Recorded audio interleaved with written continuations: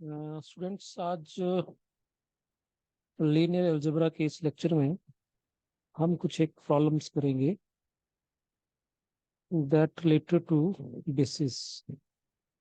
तो first problem अगर देखें आप, so this is so that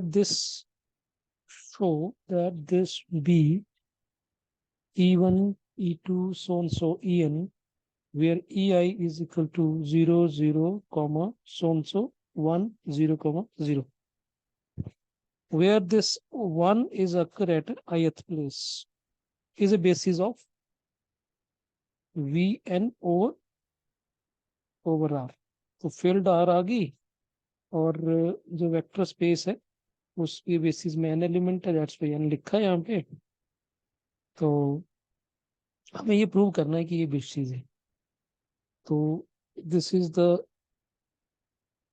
first problem जिसमें हम इसको बेसिस प्रूव करने जा रहे हैं। तो सबसे पहले हमने बेसिस प्रूव करने की दो चीजें होती हैं। सबसे पहले बी क्या होना चाहिए, लीनियर इंडिपेंडेंट होना चाहिए। दूसरी चीज, लीनियर स्पैन ऑफ बी जो है वो वी एन ऑफ आर के बराबर आना चाहिए। ये दो चीजें अगर प्रूव हो जाएंगी तो ये बेसिस बन जाएगी। तो सबसे पहले हमें इसको लीनियर इंडिपेंडेंट शो करना है, और लीनियर इंडिपेंडेंट शो करने के अलग अलग तरीके होते हैं। कई बार हम मैट्रिक्स से भी करते हैं। तो यहाँ पे हम डेफिनेशन का लगाएंगे। तो डेफिनेशन कैसे करते हैं, तो यहाँ पे लिख सकते हैं, to prove V is a linear independent set.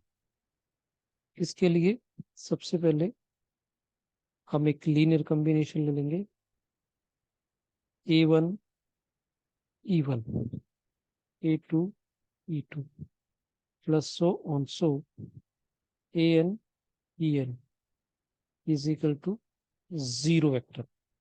ये थोड़ा सा बोल्ड करके लिखना हमने, क्योंकि इधर वेक्टर्स हैं तो दैट सम लीनियर कॉम्बिनेशन भी एक वेक्टर ही आएगा। तो अगर इसकी वैल्यू डालें तो E1 क्या आएगा, E1 में पहले पोजीशन पे 1 आएगा, बाकी पोजीशन पे 0 आएगा। और E2 में क्या होगा, E2 में हमें दूसरी पोजीशन पे 1 मिलेगा, बाकी पोजीशन पे 0 मिलेगा। इसी तरह से En में 0 0 और nth पोजीशन पे 1 आएगा, 0 वेक्टर। अगर इसको हम सिंप्लीफाई करें तो इट इज A1, साथ में यहाँ पे A1 0 0 0 आएगा, इधर 0 A2 0 0 आएगा। चलो इस स्टेप को लिख ही देते हैं, दिस वन। और यहाँ पे बनेगा 0 A2 सो 0 और 0 0 सो एन इक्वल टू 0। और इन वेक्टर्स का अगर हम एडिशन करें यहाँ के बीच में सो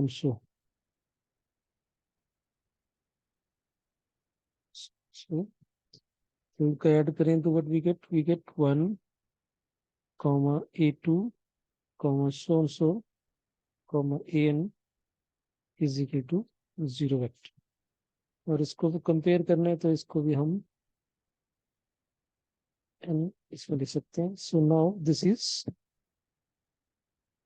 इक्वेशन। सो अगर इक्वल है, इक्वलिटी है, तो इक्वलिटी तभी होल्ड करेगी जो A1 की वैल्यू 0, A2 की वैल्यू भी 0 और सो एन इक्वल टू 0।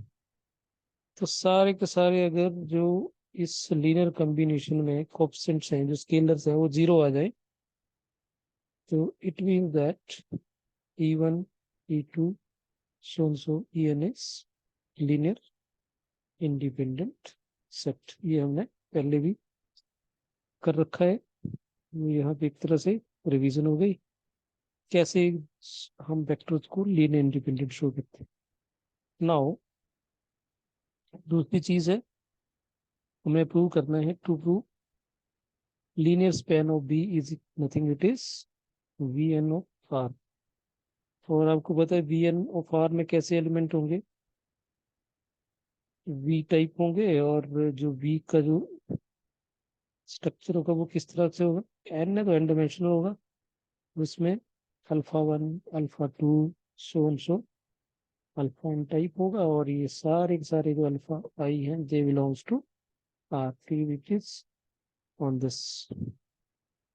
तो सबसे पहले अगर हम देखा जाए तो since V is subset of V n of R, तो ये इसी से आए हैं, तो लीनियर स्पैन ऑफ V जो है that will be subset of V n of R. एक चीज तो ये प्रूव हो गई। नाउ हमें क्या प्रूव करना पड़ेगा, नाउ टू प्रूव कि वी एन ऑफ आर भी क्या होगा, subset of linear span of V, ये प्रूव करना पड़ेगा। ये अगर प्रूव कर दिया तो इन दोनों को कंबाइन करके हमारे पास ये रिजल्ट आ जाएगा। इसके लिए क्या करेंगे, एक एलिमेंट लेके चलते हैं, V एलिमेंट ले लिया मैंने, वी एन ऑफ आर, ठीक, और इस एलिमेंट को हमने लीनियर स्पैन ऑफ बी में पहुंचाना है। सो ये इसमें किस तरह से एलिमेंट होंगे, एन डायमेंशनल, ठीक है, भी लिखा है, इसमें जो भी वेक्टर होगा वो इस टाइप का होगा। तो यहाँ पे हम लिख सकते हैं let v is equal to alpha 1, alpha 2, so alpha n। अब इसको अगर मैं alpha 1 0, so 0 plus 0 alpha 2, so 0 plus so 0 0 so alpha n, इस फॉर्म में लिख दें तो एडिशन फिर ही आएगा, और इसको हम alpha 1 E1, alpha 2 E2 plus so alpha n E n लिख। तो क्या देखा हमने, देखा it is nothing but it is a linear combination of E1 E2 so En vectors of V. So that is, it is nothing but it is linear span of Vn. So we can say Vn is belongs to linear span of V. V हमने लिया कहाँ से था, इससे वो कहाँ पहुंच गया वो इसमें। It means that Vn of R is subset of linear span of V। तो यही प्रूव करना था हमने, तो ये हमने प्रूव कर दिया। सो दोनों को कंबाइन करके वी कैन से कि Vn of R is equal to linear span of V। सो इससे ये प्रूव हो गया कि V जो लीनियर इंडिपेंडेंट भी है, और V जो है वो Vn of R को स्पैन भी कर रहा है। So there V is basis of Vn of R। तो I hope you understand this, किस तरह से हमने इसको बेसिस प्रूव कर दिया। और आप इसको देखें तो ये जो क्वेश्चन है ये स्टैंडर्ड बेसिस का है, जैसे हमने पहले भी डिस्कस किया है। तो you can see this is standard basis of Vn of R। तो इसका मतलब अगर हम इसको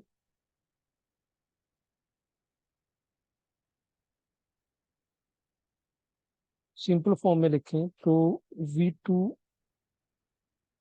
ऑफ R, ये कई बार इसको हम R⁻² भी लिखते हैं। तो इसका स्टैंडर्ड बेसिस क्या होगा, इसका स्टैंडर्ड बेसिस हो गया E1 E2, E1 E2, और E1 E2 में कैसे एलिमेंट होंगे 1,0 E1 में, और E2 में होगा 0,1। फिर P3 ऑफ R या इसको आर क्यूब लिख देते हैं कई बार हम। इसकी स्टैंडर्ड बेसिस क्या होगी? Standard basis E1 E2 E3। और इसमें E1 जो होगा वो 1 0 0 और E2 हो गया 0 1 0 एंड E3 इज 0 0 1। इस तरह से फोर्थ फिफ्थ nth के लिए कर लिया हमने। So this is the way to find to check whether it is a basis और नॉट। एक क्वेश्चन और करते हैं, जैसे मैं अगर प्रॉब्लम लेते हैं कि मैं आपसे पूछूं give an example of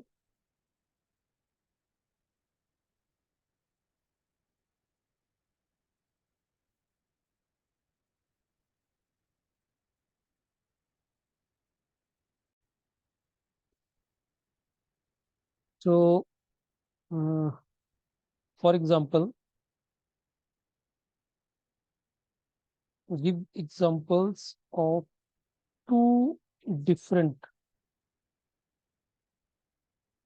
bases of V2 of R, या आप इसको लिख सकते हैं और R रेस्ट पावर 2। तो ये तो मैंने अभी आपको बता ही दिया। जैसे यहाँ पे आपको बताया मैंने कि V2 की स्टैंडर्ड बेसिस तो ये है, तो एक तो हम बेसिस ये ले सकते हैं।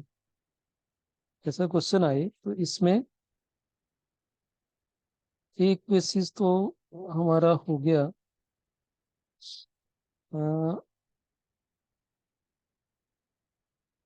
V2 ऑफ R में कैसे एलिमेंट होंगे? V होगा और V जो होगा वो लाइक टू टुपल से टाइप होगा, दो एलिमेंट आएंगे इसमें। और ये अल्फा और बीटा जो होंगे वो डेट बिलोंग्स टू R। ठीक है, सो दिस इज टाइप। अब बेसिस लेने तो मैं दो बेसिस लेता हूँ। कंसीडर, अब एक वेक्टर स्पेस के पास बहुत ज्यादा बेसिस हो सकते हैं। तो B1 जैसे मैंने ले लिया, एक तो मैंने स्टैंडर्ड वाला ले लिया 1 0 और 0 1। एक और ले लेते हैं कोई, जैसे ले लिया मैंने 2 3 और एक ले लिया इसमें एक वेक्टर आ गया, एक मैंने ये ले लिया ये देखो। क्योंकि दो ही क्यों लिए, तो आपको बता दिया टू है, टू डायमेंशन है, तो कम से कम मैक्सिमम बेसिस में, मैक्सिमम या मिनिमम जो भी बोलो, मतलब एग्जैक्टली नॉट अ मैक्सिमम और मिनिमम, एग्जैक्टली दो ही होने वेक्टर जो बेसिस बनाएंगे। एक वेक्टर बेसिस में आ सकता और तीन तो बनाएगा नहीं बेसिस। तीन वेक्टर अगर है किसी सेट में, वो स्पैन कर सकता है वेक्टर स्पेस को, पर वो उसका बेसिस नहीं हो सकता कभी भी। ठीक है, क्योंकि इसकी डायमेंशन 2 है, तो इसकी बेसिस में भी दो ही एलिमेंट। ठीक, अब आपको ये थोड़ा डाउट होगा, स्टैंडर्ड वाला तो ठीक है, ये कैसे लिए? आपने सिंपल ये चीज दिमाग में रखनी है, कोई भी वेक्टर ले लो, दूसरा वेक्टर इस ढंग से लेना है कि वो डिपेंड ना करे। डिपेंड इन द सेंस कि जैसे 2 3 लिए, तो मैं यहाँ पे 4 6 नहीं लेना। मैंने क्या किया, दो से मल्टीप्लाई करके, इससे क्या होगा, डिपेंडेंट हो जाएगा। कोई भी दो वेक्टर लेने हैं, वो दो वेक्टर में तो पता लग ही जाता है कि ये आपस में डिपेंड नहीं कर रहे हैं। ठीक है, तीन भी होगा तो कुछ दो को चेक कर लो कि आपस में डिपेंड नहीं करना चाहिए। तो इस तरह से ये चीज का ध्यान रखना है कि एक दूसरे का मल्टीपल नहीं लेना है। तो इसको बेसिस प्रूव करना और इसको बेसिस प्रूव करना, तो पहले के लिए B2, सबसे पहले हम B1 को बेसिस प्रूव करते हैं। तो prove B1 is basis of V2 of R। वैसे तो मैं ये फर्स्ट क्वेश्चन कर ही लिया है nth के लिए, तो रेपिटेशन ही है एक तरह से। तो इसके लिए क्या प्रूव करना पड़ेगा मैं, कि V1 इज लीनियर इंडिपेंडेंट और दूसरा B1 का जो लीनियर स्पैन है वो B2 ऑफ आर के बराबर रहेगा। ये दो चीजें प्रूव करनी पड़ेगी। तो सबसे पहले इंडिपेंडेंट के लिए लेट A1 1,0,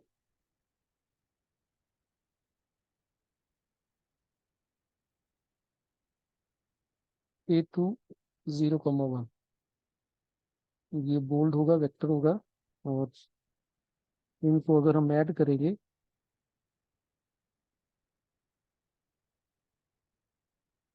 और फर्दर ऐड हो जाएगा ये,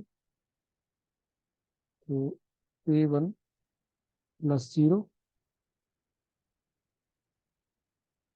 A1 plus 0, 0 plus 1, that equal to 0। So A1 plus A1 A2 is equal to 0।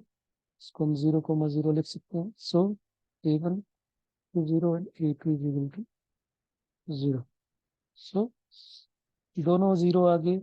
So therefore जो स्केलर दोनों 0 आ गए, तो आपका ये जो वेक्टर है इस लीनियर इंडिपेंडेंट सेट हो जाएगा। ठीक। अब दूसरा चीज आल्सो, जो ये हमारा B1 है वो subset of B2 of R तो है ही है। तो लीनियर स्पैन ऑफ B1 जो होगा वो that will be subset of V2 of R। अगर आपको ऐसा लगता है कि लीनियर स्पैन इधर लगाया इधर नहीं लगाया, तो इधर भी लगा सकते हैं आप। लीनियर स्पैन ऑफ V वो है, V ही आएगा। ठीक है। Linear span of vector space is again vector space. तो ये आ गया। अब हमें प्रूव करना पड़ेगा कि V2 of R is subset of linear span of B1। इसके लिए हम एक एलिमेंट ले लेंगे V belongs to V2 of R।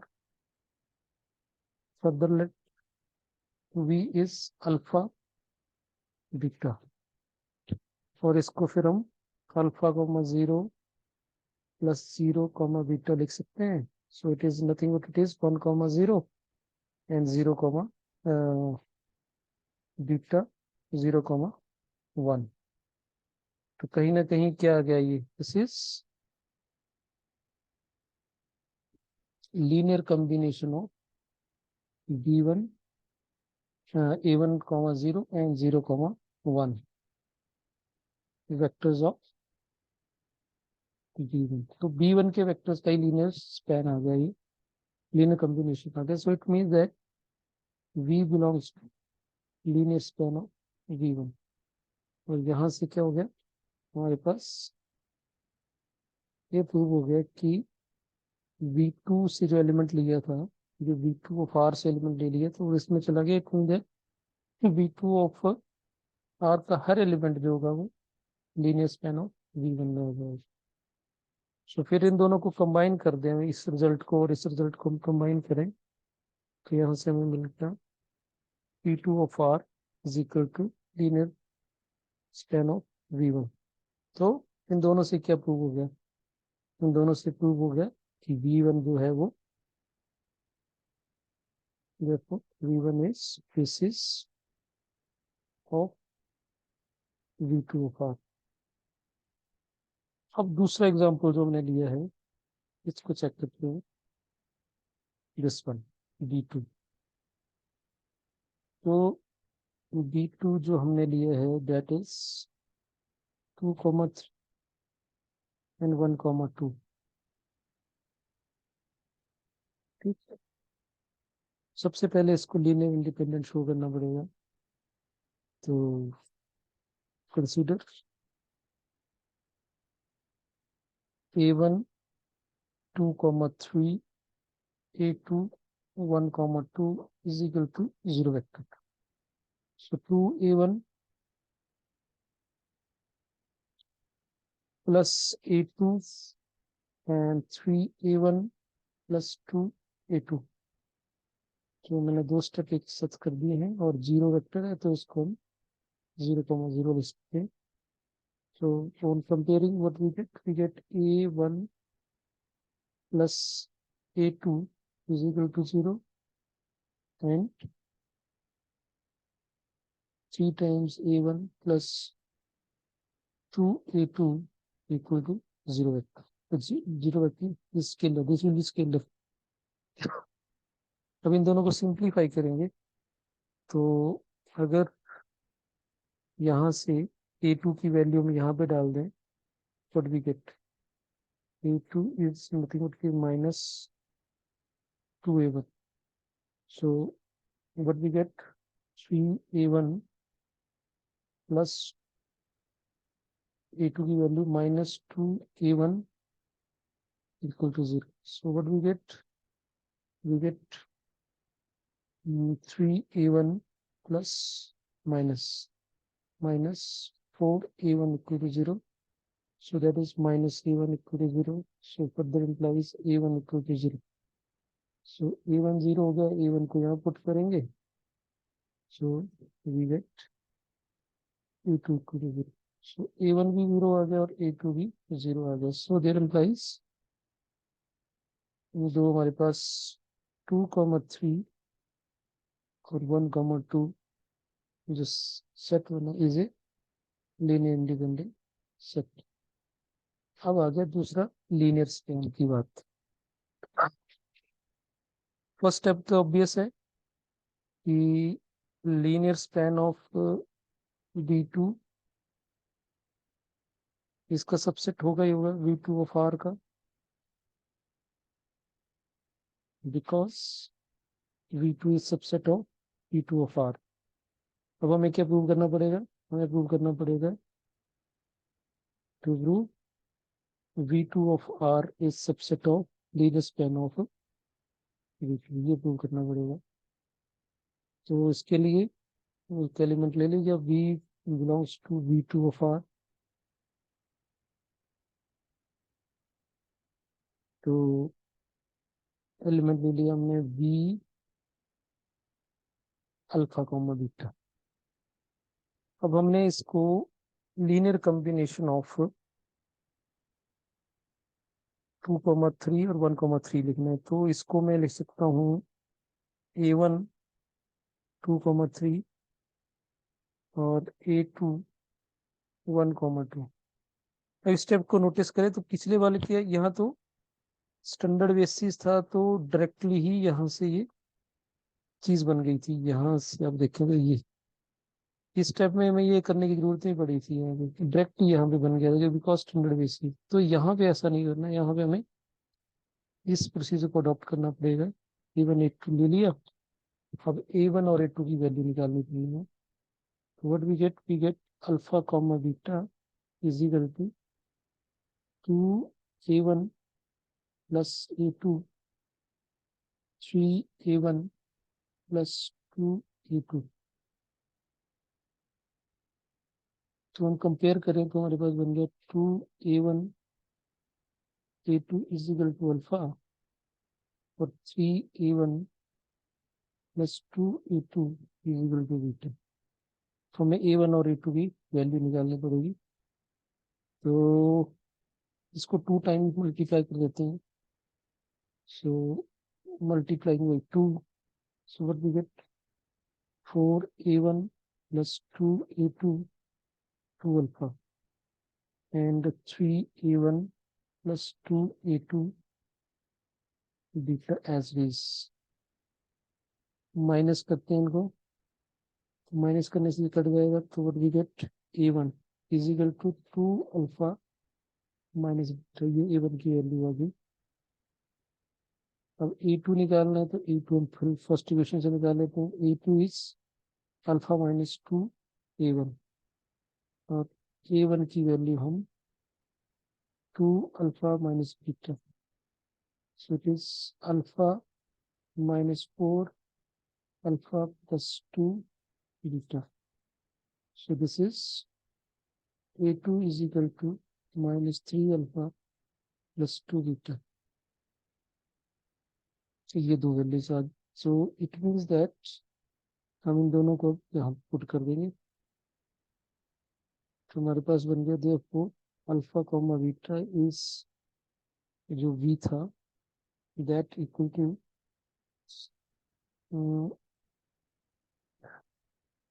2 alpha minus beta 2,3 and plus minus 3 alpha plus 2 beta 1,2 is linear combination of 2,3 1,2 vectors of b1 b2. So this is v belongs to linear span of b2. linear span of b2 को belong कर रहा है तो इसका ये मतलब हुआ कि b2 of r is subset of again but we get v2 of r जो है वो linear span of के बराबर है तो ये प्रूव हो गया कि v2 is the basis of v2 of r. तो स्टूडेंट्स आपने ये देख लिया कि इस क्वेश्चन में हमने दो बेसिस लिए हमने इसके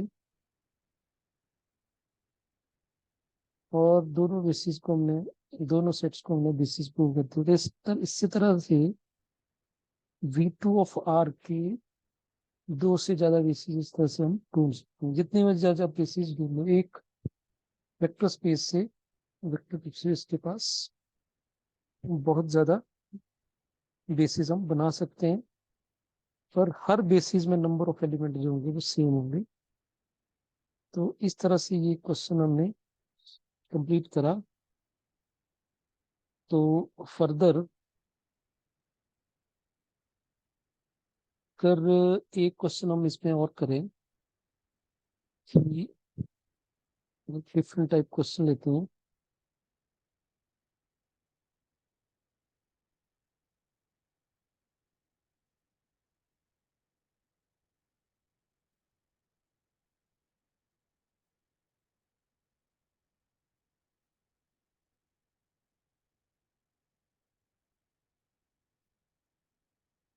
तो इसमें क्वेश्चन है कि show that the vector space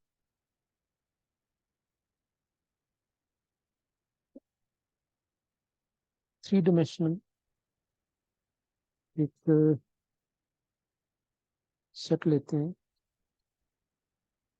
question is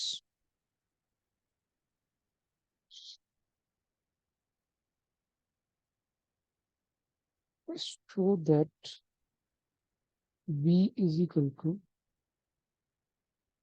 1 comma 1 comma 1 1 comma minus 1 comma 1 and 0 comma 1 comma 1 is a basis of R cube.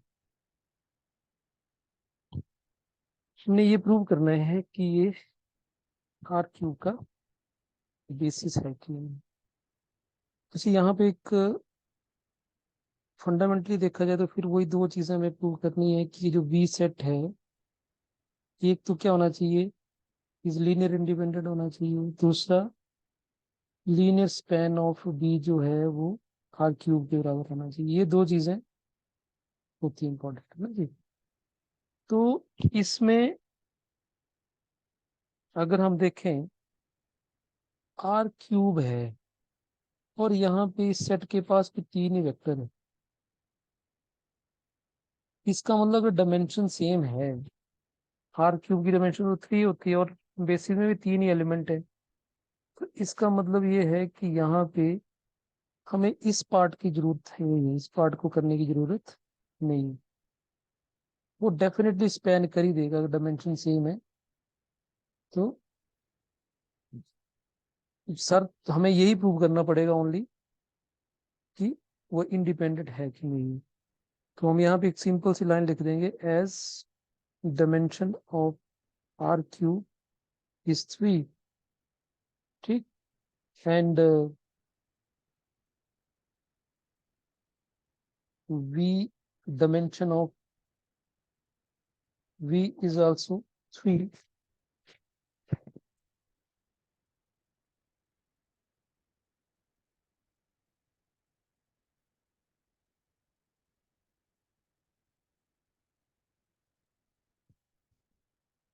Dimension of P भी 3 है, तो डेफिनेटली यहाँ पे ये डेफिनेटली V जो है वो आर क्यू को स्पैन कर ही देगा, क्योंकि स्पैन करने के लिए V आर क्यू को स्पैन करने के लिए मिनिमम 3 एलिमेंट चाहिए, 4 भी स्पैन कर देंगे, 5 भी स्पैन कर देंगे, ठीक है, क्योंकि 3 इसकी डायमेंशन है, इसके ज्यादा वाला स्पैन कर सकते हैं, तो 3 ने तो स्पैन करना ही करना है, तो इस किस पार्ट को करने की जरूरत नहीं है।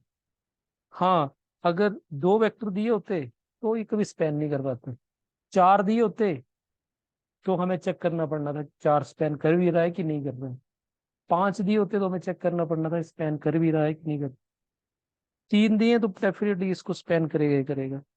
सो हम यहाँ पे लिख दिया कि डायमेंशन ऑफ आर क्यूब 3 है और डायमेंशन ऑफ बी भी 3 है।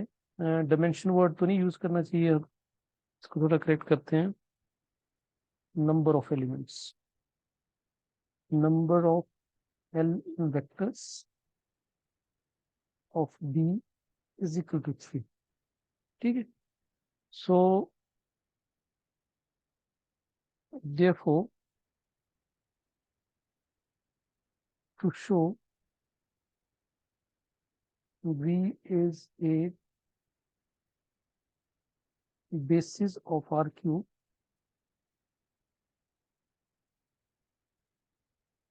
it is sufficient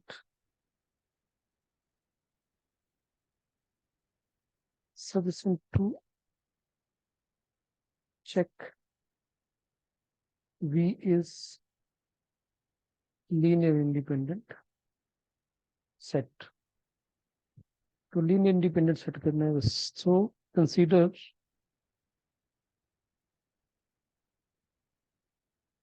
A1 1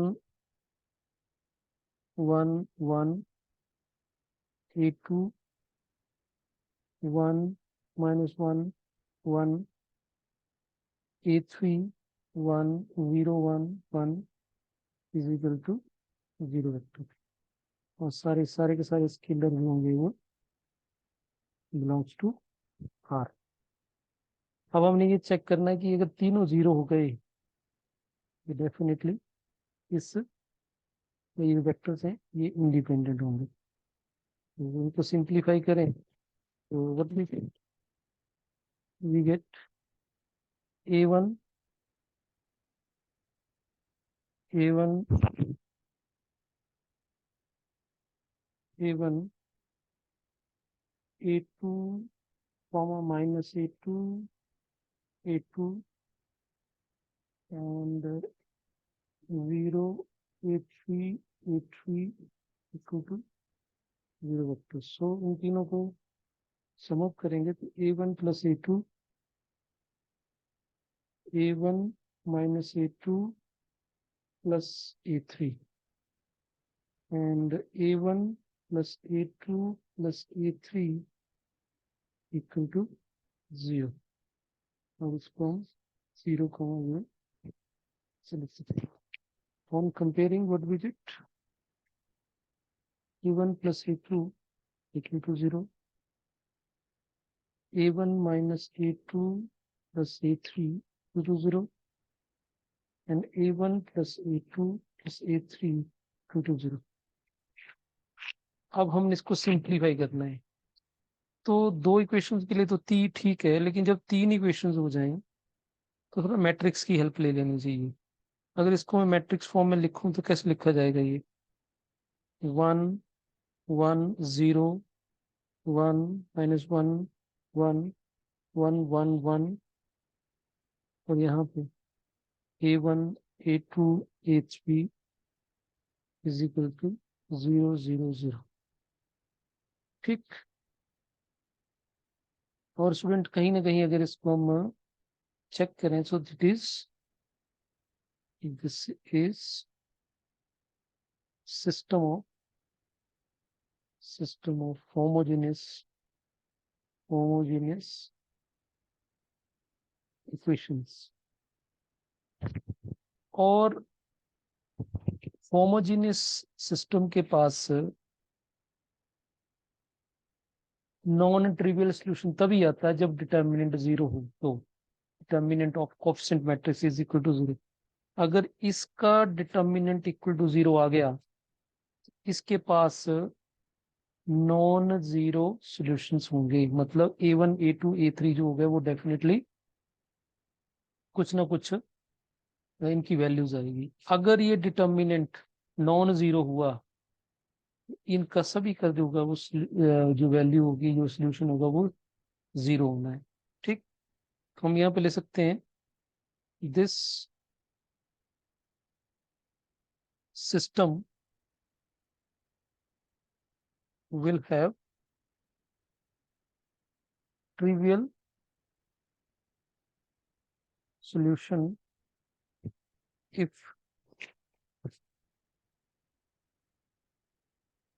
determinant of 1 1 minus 1 0 1 minus 1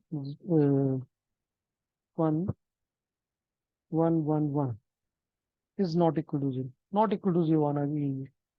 अगर ऐसा होगा तो इसके पास ट्रिवियल सॉल्यूशन होगा। इसको सिंप्लीफाई करें, what we get 1 minus 1 and minus 1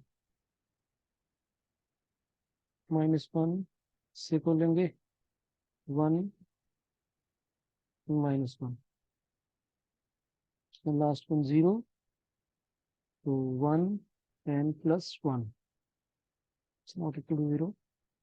ये क्या आता है ये, so it is -2, ये 0 हो गया, ये 0 is not equal to 0, it's true। so therefore A1 की वैल्यू भी 0 आएगी, A2 की भी 0 आएगी और A3 भी 0 आएगी। so hence given set is basis of RQ। Independent हो गया और साथ में वो स्पैन वाली बात हम डिस्कस कर। तो स्टूडेंट आज के इस वीडियो के लिए इतना ही काफ़ी है, बाकी कल करेंगे।